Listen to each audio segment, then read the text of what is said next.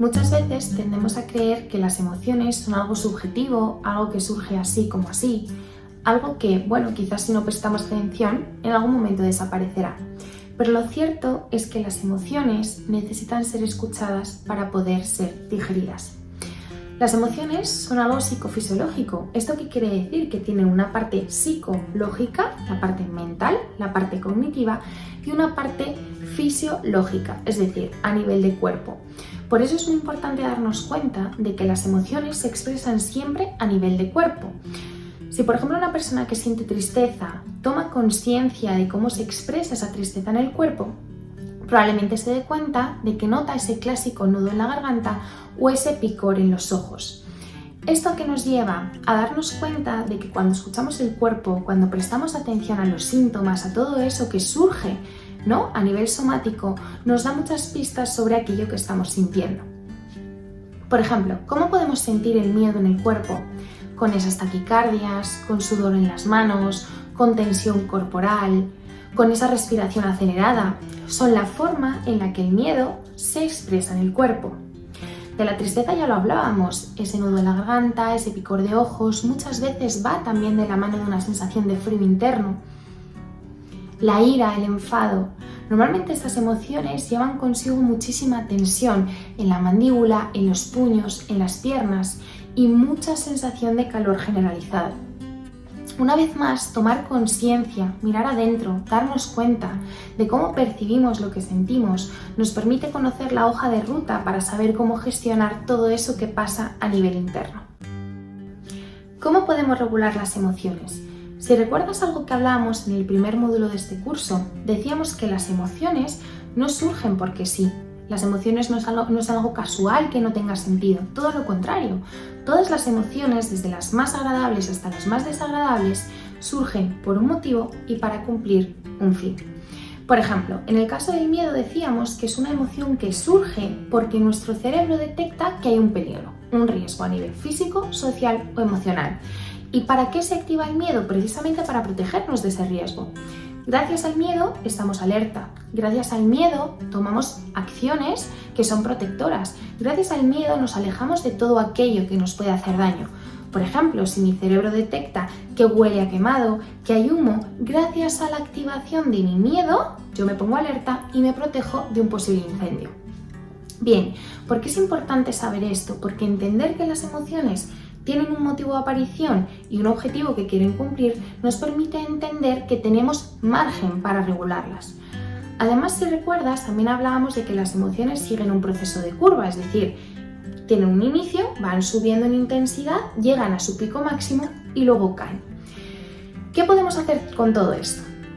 Supongamos una situación en la que quizás estás teniendo una conversación con alguien cercano, tu pareja, un familiar, un amigo, y esa persona te empieza a decir cosas que no te gustan, cosas que quizás te están hiriendo.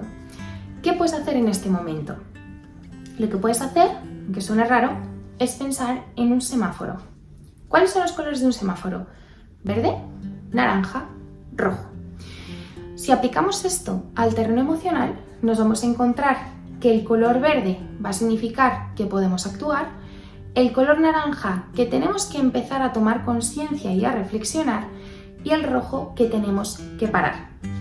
Si aplicamos esto a la curva de la emoción, empieza, sube, llega a su pico máximo y cae, ese inicio en el que la emoción está todavía bajita en intensidad, que yo la puedo regular, sería el verde.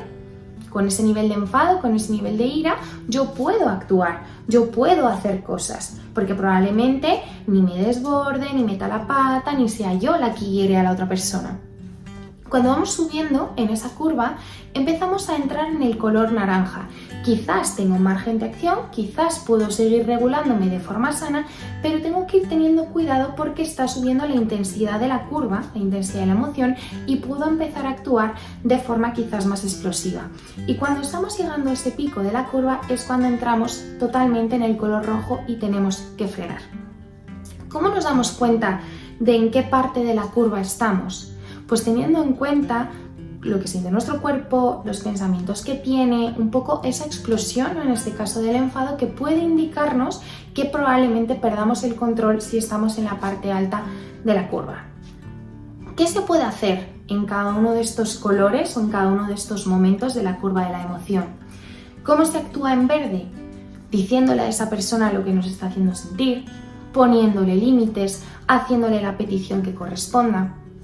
¿Cómo se actúa en ese color naranja en el que la emoción se ha elevado un poquito más? Haciendo lo mismo que en el verde, pero teniendo la cautela y ejerciendo mucha toma de conciencia para darnos cuenta de si nuestra actuación viene de una forma sosegada, de una forma coherente, o si quizás estamos dejándonos controlar por la emoción, en este caso del enfado. ¿Qué hacemos en el rojo? Frenar, salir de la situación, porque si no empezamos en ese estallido emocional, en este caso del enfado. Podemos soltar comentarios hirientes, podemos tener gestos quizás un poco agresivos y lo mejor es marcharnos porque así no vamos a poder resolver bien la emoción.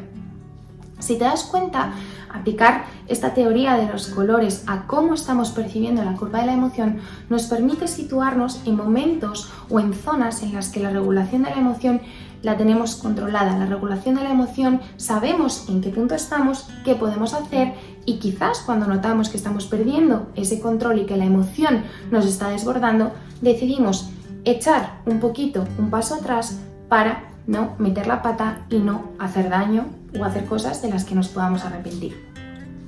¿Qué otras cosas podemos utilizar como tips de regulación emocional? La escritura. Soltar, expresar, dedicar un ratito a sobre un cuaderno escribir todo aquello que estamos sintiendo como forma de una catarsis emocional, de depositar todo el peso de lo que siento en esas hojas. Las únicas indicaciones en este tipo de escritura terapéutica, es que no hay normas. Puedes escribir de forma legible o ilegible, puedes hacer borrones, no hacerlos, es decir, hazlo a tu manera, pero expresa la emoción. Es muy interesante la aplicación del mindfulness, esa perspectiva en la que nos empezamos a relacionar con nuestros pensamientos, nuestras emociones, nuestro cuerpo desde una posición más compasiva, sin juicio, sin pretender eliminarlo, simplemente observarlo. El deporte, el ejercicio, cualquier forma en la que nos guste practicarlo es buenísima como manera de liberación emocional y de recolocación emocional. Y al final se trata de ubicar, de utilizar todos aquellos recursos, todas aquellas herramientas que nos permiten soltar eso que sentimos, darle un espacio, darle protagonismo y poder colocarlo, sin olvidarnos nunca de que es importante la regulación, pero también la corregulación emocional. No nos olvidemos de que somos seres sociales por naturaleza, nos necesitamos unos a otros. Y yo puedo aprender cientos de estrategias y cientos de técnicas para regularme a mí misma, pero también es muy importante que aprenda a reconocer cuando no puedo sola y por tanto tengo que pedir ayuda, porque no soy perfecta, no puedo con todo, lo que soy es humana.